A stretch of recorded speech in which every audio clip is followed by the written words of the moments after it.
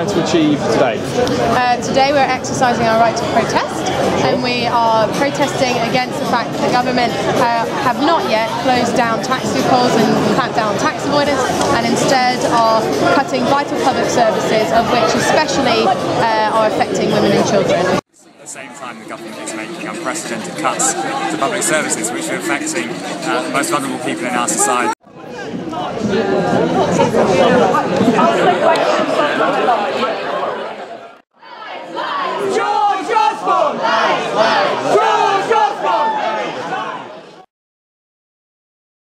It's affecting all sorts of different people in different ways. And we are the ones who caused the crisis. I don't see why we should pay. And corporations like Starbucks with plenty of money are avoiding their responsibility in society. Okay, you said there's 27 million? 25 billion is avoided. Not by Starbucks, but by all of the international corporations put together. Our national debt's knocking on £1 trillion. So how will saving 27 billion get rid of a debt? The debt is not the same as the deficit. The deficit. Sure. So obviously there's, I would also say you should cut, for example, military spending. But the point is that every single pound that we can save by taxing corporations like Starbucks to the fullest can be put into our schools, into our hospitals, into refuges for women, into services for ordinary people in our society, and it's not right. I appreciate where you're coming from, but what do you think of the idea that Starbucks, they earned that money? Don't you think they have a right to keep that? But it's not fair.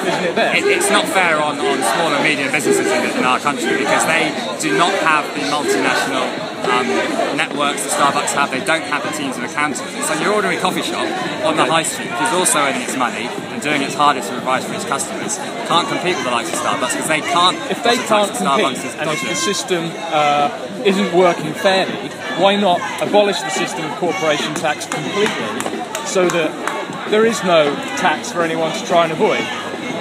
Why not back off and rely on growth to make up the difference? I think doing that would be giving in to the wealthy corporations. And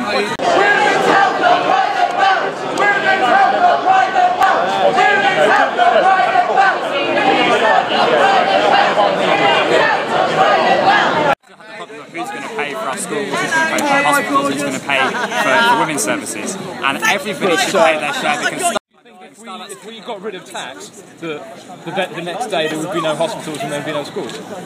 I don't think that, but I think, yes, because they are paid for through taxation. So corporation tax makes a contribution to that. So because schools and hospitals are currently funded by taxation, you don't think that there are any other alternative ways of paying for those schools and hospitals? Some countries have other systems. Do you think that there are other ways to fund these kind of services that you haven't considered? For example, have you considered the Friendly Society model, or voluntary donations direct to organisations that might run institutions like Refuges? The thing is, you can cut. We're a grassroots movement. Yeah. We are people who are not policy makers.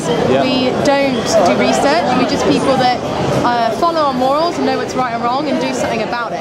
So to be honest, we're here to highlight the issues for other organisations to come in with the alternatives. For example, what do you think about people, for example, living in the slums of India, who are saving up to send their kids to schools run in the high street in slum towns, and educating their children, and getting their children up to the next rung in society, generation by generation, but in the most poor conditions? They're not getting tax help, but they are achieving social mobility. I completely applaud the hard work that those people are putting in. I'm sure very difficult circumstances. I'm sure if you ask them, they would rather the government tax the most wealthiest people in their society and use that to pay for free education of a decent quality for all.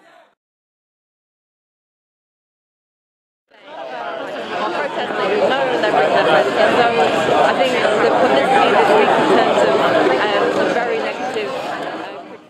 Pay your taxes, or we will shut you down. Pay your taxes, or we will shut you down. Pay your taxes, or we will shut you down. Fundamentally, though, whether it's yourself in a civilised country or a poor person in the slum in India, they're asking for the government to come after rich people and take from them the money that they've earned. Isn't that a form of aggression against those rich people? Aren't you based in prison? I wouldn't see it as a form of aggression. I would see it as a form of cooperation in which we say everybody in our society should pay their fair share. Margaret Hodge and the Public Accounts Committee really